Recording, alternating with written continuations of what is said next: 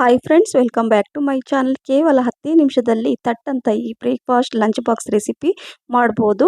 ಇದು LKG UKG ಎಲ್ಲ ಮಕ್ಕಳೆಲ್ಲ ಇರ್ತಾರಲ್ಲ, ಅವ್ರಿಗೂ ಅಷ್ಟೇ ಅದನ್ನು ತುಂಬ ಸಾಫ್ಟಾಗಿ ಅವ್ರಿಗೆ ಈ ರೀತಿ ಲಂಚ್ ಬಾಕ್ಸಿಗೆ ಕೊಡ್ಬೋದು. ಮತ್ತು ದೊಡ್ಡವ್ರಿಗೆ ಈ ಥರ ಸಾಫ್ಟಾಗಿ ಪೇಪರ್ ಥರ ಇರುತ್ತೆ, ಕ್ರಿಸ್ಪಿಯಾಗಿ ಈ ಥರ ಎರಡು ರೀತಿಯಲ್ಲೂ ಮಾಡ್ಕೋಬೋದು. ಹೌದು, ಇದು ತುಂಬ ಚೆನ್ನಾಗೈತೆ. ಬಿಸಿ ಇದ್ದಾಗ ಅಷ್ಟೇ ಕ್ರಿಸ್ಪಿ ಇರುತ್ತೆ, ತಣ್ಣಗಾದ್ಮೇಲಂತೂ ಸೂಪರ್ ಸಾಫ್ಟ್ ಆಗುತ್ತೆ. ಮಕ್ಕಳ ಬ್ರೇಕ್ಫಾಸ್ಟಿಗೂ ಲಂಚ್ ಬಾಕ್ಸಿಗೂ ಮತ್ತು ಮನೆಯಲ್ಲೂ ಕೂಡ ನಾವು ಬೆಳಗ್ಗೆ ಮಧ್ಯಾಹ್ನ ಎನಿ ಟೈಮ್ ಮಾಡಿ ತಿನ್ಬೋದು. ಅಷ್ಟೊಂದು ರುಚಿಯಾಗಿರುತ್ತೆ. ನೋಡಿ, ನಾನು ಕ್ರಿಸ್ಪಿಯಾಗಿ ಮಾಡಿ ತೋರಿಸಿದ್ದೀನಿ, ಹಾಗೆ ಎಷ್ಟು ಸಾಫ್ಟ್ ಇದೆ ನೋಡಿ. ಹಾಗಾಗಿ ಇದು ಬೆಳಗ್ಗೆ ಮಾಡಿ ರಾತ್ರಿ ಇಟ್ಟರೂ ಕೂಡ ಅಷ್ಟೇ ಸಾಫ್ಟ್ ಇರುತ್ತೆ. ಬನ್ನಿ ಯಾವ ರೀತಿ ಮಾಡೋದು ಅಂತ ನೋಡೋಣ. ಏನಿದು ಅಂತ ಗೊತ್ತಾಯ್ತಾ? ಇದು ಗೋಧಿ ದೋಸೆ ಫ್ರೆಂಡ್ಸ್. ಇಲ್ಲಿ ನೋಡಿ, 1 ಕಪ್ಪಷ್ಟು ಗೋಧಿ ಹಿಟ್ಟನ್ನು ಹಾಕೊಂಡಿದ್ದೆ, ರುಚಿಗೆ ತಕ್ಕಷ್ಟು ಉಪ್ಪು, 1 ಗ್ಲಾಸಷ್ಟು ನೀರು. ಇದರಲ್ಲಿ ಮತ್ತೇನು ಹಾಕೋ ಹಾಗೆ ಇಲ್ಲ, ಜಸ್ಟ್ ವೀಟ್ ಫ್ಲೋರ್ ಮತ್ತು ಸಾಲ್ಟ್ ಎರಡು, ಆಮೇಲೆ ಸ್ವಲ್ಪ ವಾಟರ್. ಕೇವಲ ಗೋಧಿ ಹಿಟ್ಟೆ, ಉಪ್ಪು, ನೀರು ಈ 3 ಹಾಕ್ಬಿಟ್ಟು ಚೆನ್ನಾಗಿ ಈ ಥರ ಗಂಟಿಲ್ಲದೆ ಇರೋ ರೀತಿಯಲ್ಲಿ ಕಲಿಸ್ಕೋಬೇಕಾಗತ್ತೆ. ಮತ್ತು ಇನ್ನೊಂದು ಅರ್ಧ ಗ್ಲಾಸಷ್ಟು ನೀರನ್ನು ಹಾಕ್ಕೊಂಡಿದ್ದೀನಿ. ಮೊದಲು ಸ್ವಲ್ಪ 1 ಗ್ಲಾಸಷ್ಟು ನೀರು ಹಾಕ್ಕೊಳ್ಳಿ, ನಂತರ ಕಲಿಸ್ತಾ ಗೊತ್ತಾಗತ್ತೆ ಇನ್ನೂ ಸ್ವಲ್ಪ ನೀರು ಹಾಕ್ಕೊಳ್ಳಿ. ನೋಡಿ, ಚೆನ್ನಾಗಿ ಗಂಟು ಇಲ್ಲದೆ ಇರೋ ರೀತಿಯಲ್ಲಿ ನಾನು ಕಲಿಸ್ಕೊಂಡಿದ್ದೀನಿ.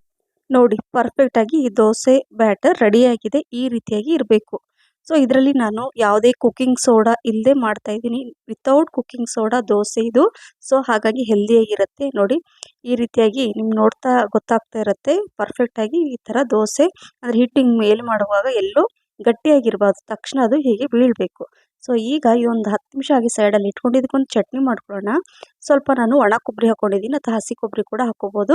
2 ಹಸಿಮೆಣಸಿನ್ಕಾಯಿ, ಸ್ವಲ್ಪ ಕರಿಬೇವು ಸೊಪ್ಪು ಹಾಕ್ಕೊಂಡಿದ್ದೀನಿ, ಹಾಗೆ ಪುದೀನ, ಕೊತ್ತಂಬರಿ ಸೊಪ್ಪು ಎಲ್ಲವೂ ಸ್ವಲ್ಪ ಸ್ವಲ್ಪ ಹಾಕ್ಕೊಳ್ಳಿ. ಹಾಗೆ ಇಲ್ಲಿ ಸ್ವಲ್ಪ ಈ ಬೆಳ್ಳುಳ್ಳಿ ಹಾಕ್ಕೊಳ್ಳಿ.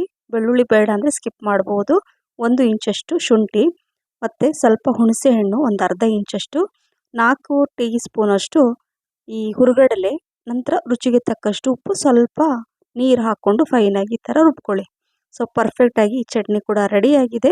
ಈ ಚಟ್ನಿಗೆ ಒಗ್ಗರಣೆ ಹಾಕಬೇಕಂತ ಏನಿಲ್ಲ, ಇಷ್ಟೇ. ಇದು ತುಂಬ ಚೆನ್ನಾಗಿರುತ್ತೆ. ಹುರುಗಡಲೆ ಹಾಕಿದ್ದೀವಿ ಸ್ವಲ್ಪ ಜಾಸ್ತಿ ಕ್ವಾಂಟಿಟಿಲಿ, ಹಾಗಾಗಿ ತುಂಬ ರುಚಿಯಾಗಿರುತ್ತೆ. ಸೈಡಲ್ಲಿ ಇಟ್ಕೊಂಡ್ಬಿಟ್ಟು ಈಗ ದೋಸೆ ಮಾಡ್ಕೊಳ್ಳೋಣ. ಇಲ್ಲಿ ದೋಸೆ ಹಂಚನ್ನು ಕೂಡ ಇಟ್ಟಿದ್ದೀನಿ. ಸ್ವಲ್ಪ ನೀರು ಸಿಮ್ಸ್ಕೊಂಡು ಒಂದು ಚೆನ್ನಾಗಿ ಎಣ್ಣೆ ಹಚ್ಬಿಟ್ಟು ನೋಡಿ, ಮತ್ತೆ ಸ್ವಲ್ಪ ಅದನ್ನೆಲ್ಲ ಒರೆಸ್ಕೋಬೇಕು ಈ ರೀತಿಗೆ.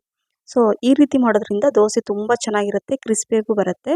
ಈಗ ಈ ಗೋಧಿ ಹಿಟ್ಟನ್ನು ಕಲಸಿಟ್ಟಿದ್ದೀವಲ್ವ, ಸೊ 1 ಸ್ಪೂನನ್ನು ಈ ಥರ ಹಾಕ್ಕೊಂಡ್ಬಿಟ್ಟು ನೀಟಾಗಿ ಸೇಮ್ ಯಾವ ರೀತಿ ದೋಸೆ, ನಾರ್ಮಲ್ ದೋಸೆ ಯಾವ ಥರ ಮಾಡ್ತೀರೋ ಅದೇ ರೀತಿ ನೋಡಿ, ಈ ಥರ ಮಾಡಬೇಕು. ಎಷ್ಟು ಚೆನ್ನಾಗಿ ಬಂದಿದೆ ನೋಡಿ ಅಲ್ವಾ. ಸೊ ಮೇಲೆ ಸ್ವಲ್ಪ ನಾನು ತುಪ್ಪನ ಹಾಕ್ತಾ ಇದ್ದೀನಿ. ಇದು ಗೋಧಿ ತುಪ್ಪದ ದೋಸೆ ಅಂತ ಕೂಡ ಹೇಳ್ಬೋದು. ಹಾಗಾಗಿ ತುಂಬ ಚೆನ್ನಾಗಿರುತ್ತೆ. ತುಪ್ಪನೇ ಹಾಕಿ ತುಂಬ ರುಚಿಯಾಗಿರುತ್ತೆ. ಹಾಗೆ ಕೂಡ ತಿನ್ಕೋಬೋದು ಮಕ್ಕಳು. ಚಟ್ನಿ ಮತ್ತು ಏನು ಬೇಡ ಅಂದರೆ ಮಕ್ಕಳಿಗೆ ಸ್ವಲ್ಪ ತುಪ್ಪ ಹಾಕ್ಕೊಟ್ರೆ ಹಾಗೆ ಕೂಡ ಇದು ತಿನ್ಬೋದು. ನೋಡಿ, ಈ ರೀತಿಯಾಗಿ ನಾನು 2 ಕಡೆ ಚೆನ್ನಾಗಿ ಬೇಯಿಸ್ಕೊಂಡು ತೆಗೆದಿಟ್ಟಿದ್ದೀನಿ. ಮತ್ತು ಇನ್ನೊಂದು ದೋಸೆ ಮಾಡುವಾಗ ಸ್ವಲ್ಪ ನೀರು ಸಿಮ್ಸ್ಕೊಂಡು, ಆನಂತರ ಸ್ವಲ್ಪ ಎಣ್ಣೆ ಹಚ್ಬಿಟ್ಟು ಈ ಥರ ಎಲ್ಲ ನಾನು ತೋರಿಸ್ತಾ ಇದ್ದೀನಲ್ಲ, ಇದೇ ರೀತಿ ಎಲ್ಲ ಒರೆಸ್ಕೊಂಡು, ನಂತರ ಇನ್ನೊಂದು ಸ್ಪೂನು ಅಂದರೆ 1 ಸ್ಪೂನ್ ಹಾಕ್ಕೊಂಡ್ಬಿಟ್ಟು ಈ ರೀತಿ ಎಲ್ಲ ದೋಸೆ ಥರ ನೀವೆಲ್ಲ ಮಾಡಿಕೊಂಡು, ನಂತರ ತುಪ್ಪನ ಹಾಕ್ಕೊಂಡ್ರೆ, ತುಪ್ಪ ಸ್ವಲ್ಪ ಈ ರೀತಿ ನಾನು ತೋರಿಸ್ತಾ ಇದ್ದೀನಿ ನೋಡಿ, ಅದೇ ರೀತಿ ಹಾಕ್ಕೊಳ್ಳಿ, ತುಂಬ ರುಚಿಯಾಗಿರುತ್ತೆ. ಸೊ ಇದೇ ರೀತಿಯಾಗಿ ನಾನು ಒಂದು ಕಡೆ ಕೂಡ ಬೇಯಿಸ್ಬೋದು, ಅಥವಾ 2 ಕಡೆ ಕೂಡ ಬೇಯಿಸ್ಕೋಬೋದು. ಸೊ 2 ಕಡೆ ಬೇಯಿಸ್ಕೊಂಡ್ರೆ ಏನಾಗುತ್ತೆ, ಸಾಫ್ಟಾಗಿ ಆಗುತ್ತೆ ದೋಸೆ ಅಷ್ಟೇ. ಒಂದು ಸೈಡ್ ಬೇಯಿಸ್ಕೊಂಡ್ರೆ ಏನಾಗುತ್ತೆ, ತುಂಬ ಕ್ರಿಸ್ಪಿಯಾಗಿ ಗರಿಗರಿಯಾಗಿ ಬರುತ್ತೆ. ಆದರೆ ತಿನ್ನುವಾಗ ಗರಿಗರಿಯಾಗಿರುತ್ತೆ ಈ ದೋಸೆ. ಹಾಗೆ ಇಟ್ಟರೆ ಆಮೇಲೆ ತುಂಬ ಸಾಫ್ಟ್ ಆಗುತ್ತೆ. ಸೊ ಹಾಗಾಗಿ ಬಿಸಿ ಇರುವಾಗ ಗರಿಗರಿಯಾಗಿ ಕ್ರಿಸ್ಪಿಯಾಗಿ ಒಂಥರ ಪೇಪರ್ ಥರ ಇರುತ್ತೆ ಈ ದೋಸೆ. ಹಾಗಾಗಿ ನಿಮ್ಗೆ ಯಾವ ರೀತಿ ಬೇಕೋ ಆ ರೀತಿ ಇದನ್ನು ತಿನ್ಬೋದು. ನೋಡಿ, ಇದೇ ರೀತಿಯಾಗಿ ನಾನೆಲ್ಲ ದೋಸೆನ ಮಾಡಿ ಇಟ್ಕೊಳ್ತಾ ಇದ್ದೀನಿ. ಬೇಜಾರೇ ಬರಲ್ಲ, ಫಟಾಫಟ್ ಅಂತ ಆಗುತ್ತೆ. ಮತ್ತು ಹೇಳಿದ್ನಲ್ಲ, ಕೇವಲ 10 ನಿಮಿಷದಲ್ಲಿ ಈ ದೋಸೆ ಆಗುತ್ತೆ. ಅಕ್ಕಿ ಅಥವಾ ನೆನೆಸಂಗಿಲ್ಲ, ರುಬ್ಬಂಗಿಲ್ಲ. ಇದು ಒಂಥರ ಬ್ಯಾಚುಲರ್ಸ್ಗೆ ಸ್ಪೆಷಲ್ ಅಂತಲೇ ಹೇಳ್ಬೋದು. ಕೆಲವರಿಗೆ ಚಪಾತಿ ಮಾಡಲಿಕ್ಕೆ ಬರಲ್ಲ, ಹಿಟ್ಟು ಕಲ್ಸಕ್ಕೆ ಬರಲ್ಲ, ಚಪಾತಿ ಮಾಡೋಕ್ಕೆ ಬರಲ್ಲ ಅಂದವರು ಈ ರೀತಿ ಅಂತೂ ದಿನ ಮಾಡಿ ತಿನ್ಬೋದು. ಹಾಗಾಗಿ ತುಂಬ ಈಸಿ ರೆಸಿಪಿ, ಬ್ಯಾಚುಲರ್ಸ್ ರೆಸಿಪಿ ಅಂತ ಕೂಡ ಹೇಳ್ಬೋದು. ಮತ್ತು ಚಿಕ್ಕ ಚಿಕ್ಕ ಮಕ್ಕಳಿಗೆ ಚಪಾತಿ ಎಲ್ಲ ಅಗಿಲಿಕ್ಕೆ ಬರಲ್ಲ, ಜಗಿಲಿಕ್ಕೆ ಬರಲ್ಲ, ಬಾಕ್ಸಲ್ಲಿ ಹಾಕಿದರೆ ಹಾಗೆ ವಾಪಸ್ಸು ತಂದುಬಿಡ್ತಾರೆ. ಸೊ ಹಾಗಾಗಿ ಈ ರೀತಿ ಸೂಪರ್ ಸಾಫ್ಟ್ ಈ ಗೋಧಿ ದೋಸೆ ಮಾಡಿಕೊಡಿ, ಖಂಡಿತವಾಗ್ಲೂ ಚಿಕ್ಕ ಮಕ್ಕಳು ಕೂಡ ಇಷ್ಟಪಡ್ತಾರೆ. ನೋಡಿ, ಇದು ನಾನು ಒಂದೇ ಸೈಡ್ ಬೇಯಿಸಿದೆ, ನೋಡಿದ್ರಲ್ಲ, ತುಂಬ ಚೆನ್ನಾಗಿ ಒಂಥರ ಕ್ರಿಸ್ಪಿಯಾಗಿ ಬರುತ್ತೆ.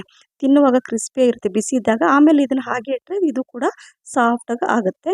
ಸೊ ನೋಡಿದ್ರಲ್ಲ ಫ್ರೆಂಡ್ಸ್, ಇದೇ ರೀತಿಯಾಗಿ ನಾನೆಲ್ಲ ಗೋಧಿ ದೋಸೆನ ಕೂಡ ಮಾಡಿಟ್ಟಿದ್ದೀನಿ. ಮತ್ತು ಚಟ್ನಿ ಕೂಡ ತುಂಬ ಚೆನ್ನಾಗಿರುತ್ತೆ. ನೋಡಿ, ತೋರಿಸ್ತೀನಿ.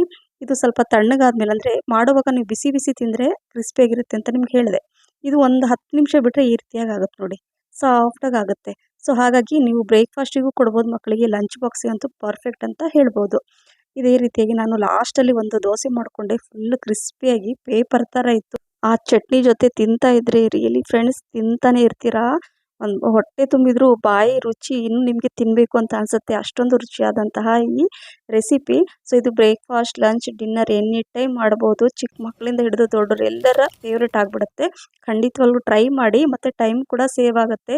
ಟೆನ್ಷನ್ ಇಲ್ಲದೆ ಈ ಬ್ರೇಕ್ಫಾಸ್ಟನ್ನು ನೀವು ಮಾಡ್ಬೋದು. ಈ ದೋಸೆ ನಾನು ಮಕ್ಕಳಿಗೆ ಬ್ರೇಕ್ಫಾಸ್ಟಿಗೆ ಕೊಟ್ಟೆ, ರಿಯಲಿ ಫ್ರೆಂಡ್ಸ್ ತುಂಬಾ ಇಷ್ಟಪಟ್ಟು ತಿಂದರು. ಹಾಗೆ ಲಂಚ್ ಬಾಕ್ಸಿಗೆ ಕೊಟ್ಟೆ, ಇಷ್ಟಪಟ್ಟು ಇದೇ ರೀತಿ ಮಾಡು ಅಂತ ಕೇಳಿದರು. ನೋಡಿ ಎಷ್ಟು ಕ್ರಿಸ್ಪಿಯಾಗಿದೆ ಅಲ್ವಾ. ಹಾಗಾಗಿ ಈ ಚಟ್ನಿ ಜೊತೆ ಈ ದೋಸೆ ನೀವು ಕೂಡ ಮಾಡಿ ತಿನ್ನಿ, ಎಂಜಾಯ್ ಮಾಡಿ ಅಂತ ಹೇಳ್ತಾ, ಈ ರೆಸಿಪಿ ನಿಮಗೆ ಇಷ್ಟ ಆಗಿದ್ದರೆ ಲೈಕ್, ಶೇರ್, ಕಮೆಂಟ್ಸ್ ಮತ್ತು ಸಬ್ಸ್ಕ್ರೈಬ್ ಮಾಡಿ. ನಿಮ್ಮ ಫ್ರೆಂಡ್ಸ್ ಮತ್ತು ಫ್ಯಾಮಿಲಿ ಕೂಡ ಶೇರ್ ಮಾಡಿ. ಫೇಸ್ಬುಕ್ ಪೇಜ್ ಫಾಲೋ ಮಾಡಿ. Thank you for watching. Bye, take care.